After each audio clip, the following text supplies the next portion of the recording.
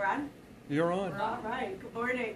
It's Saturday morning. We're all a little bit sleepy.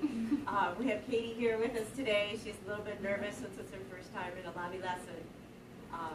And today's lesson is going to be about Ardha Uttanasana, which is half the forward fold, also Trini number 3 in Shtanga.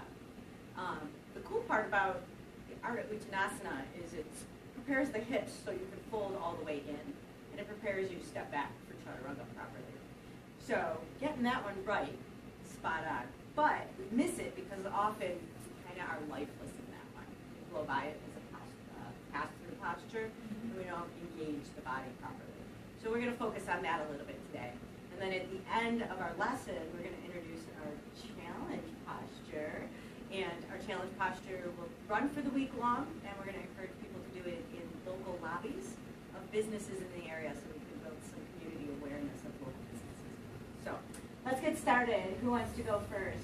None of us did. Our backs are all tight this morning. So why don't all 3 of us stand up and take a forward fold and stretch out our hamstrings a little bit. So when you're preparing to fold and we're warm and a little tight in the morning, don't try to jump right into the deepest stretch possible. So let's maybe even start with Tadasana. Lengthen the body up and get some alignment. And then as you hinge forward, fold all the way into deep forward fold. Uttanasana. Let the chin roll in.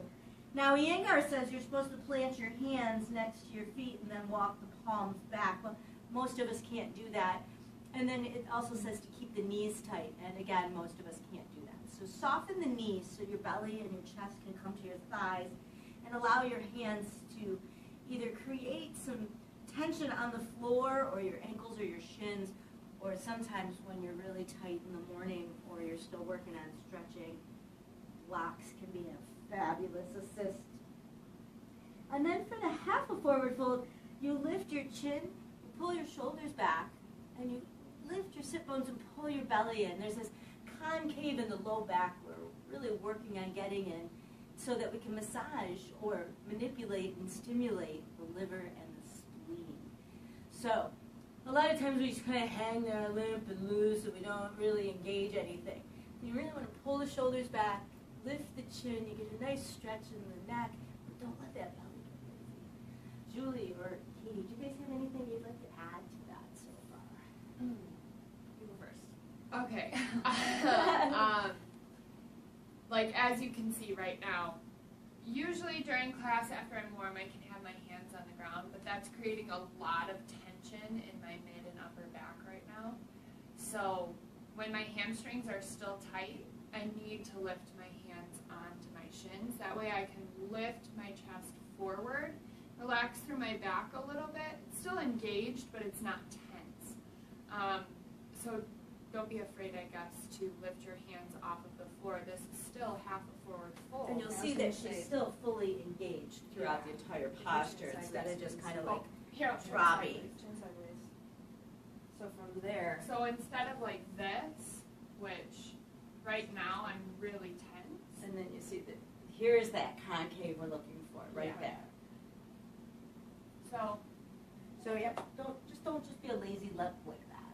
Not doing much for your body. What about you, Katie? Let's see your Ardha Uttanasana. Let's see. So the thing that I like to think about when doing this, so I'm going to forward fold first.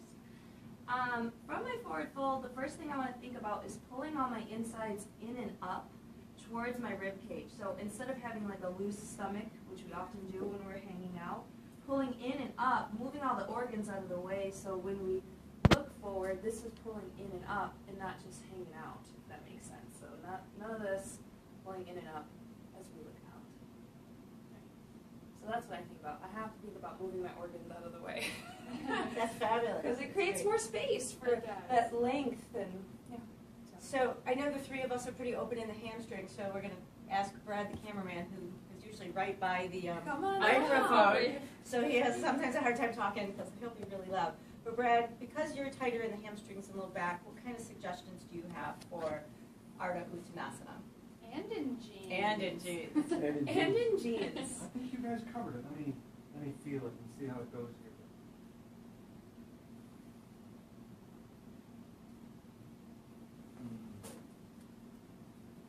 Can you lean forward just a little? Oh Oh, yeah. Yeah, there you go. good adjustment. Balance the weight in the feet. 'Cause I was in my heels a little bit there. And I know Brad's in jeans, but that should affect your shoulders. Can you pull them back a little bit? No. Okay. No. And when you're No. tight in the shoulders, you might be thinking pull back, and they might not move. So, So Brad- just keep thinking that until they are ready to move. What does it help if you bring your hands up to your actual thighs and you can pull your shoulders back? Yeah, there's that concave we're looking for. Really beautiful.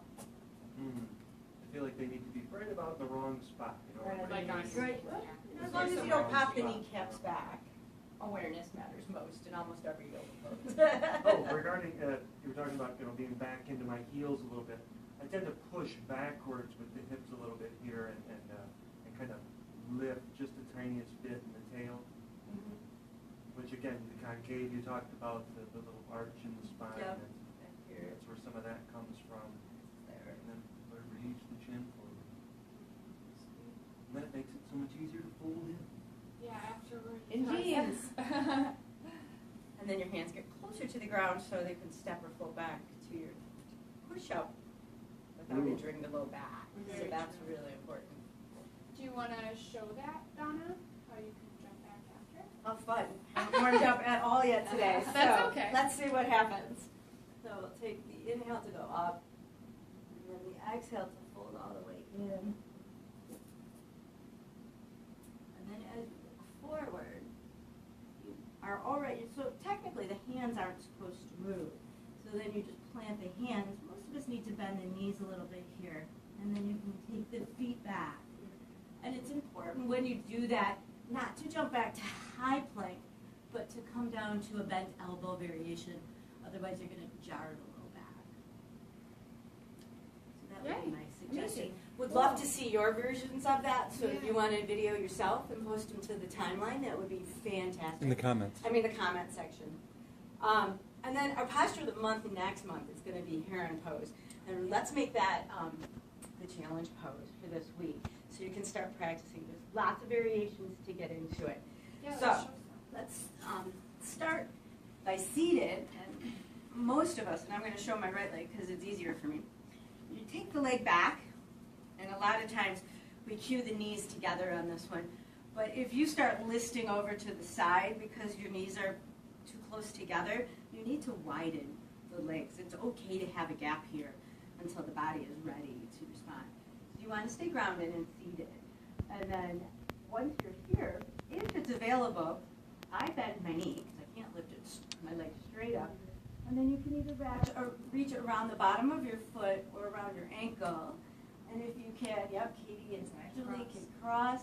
And if you want to go all kino on it, not so much, you can reach all the way around and grab your wrists.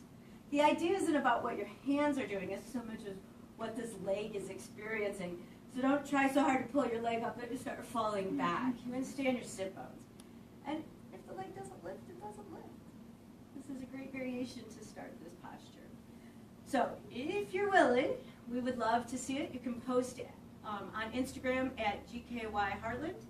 You can post it, no it's not, what is it? At GK Heartland. At GK Heartland. Close. All right.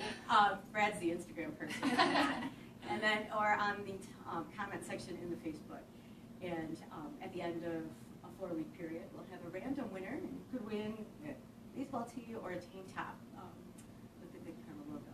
So hit some lobbies, take some pictures, and let's bring some community awareness to Heartland. Anybody else have something to add in? I can't wait to see all of your pictures. And we'll post a new posture every Saturday for you to take part in. Be on the lookout. Keep that in mind. So tune in. Have a great day, everyone. Namaste.